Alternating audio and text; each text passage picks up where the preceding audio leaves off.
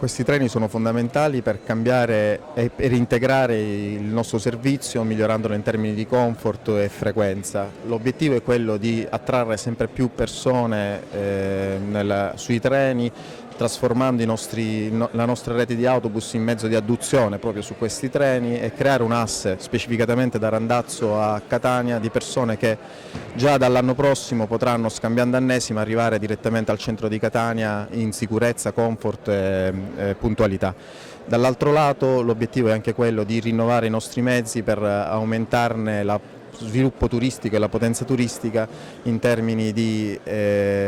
rinnovandoli al nostro interno, inserendo tutte quelle che sono le strutture tecnologiche e di funzionalità che possono permettere una migliore fruizione turistica. Quindi stiamo pensando al cicloturismo, stiamo pensando a manifestazioni itineranti con proiezioni video all'interno dei treni. Cercheremo di utilizzare i nuovi treni per migliorare il servizio di trasporto pubblico da un lato e per concentrare le nostre forze di rinnovo sullo sviluppo turistico della tratta, che sicuramente ha delle potenzialità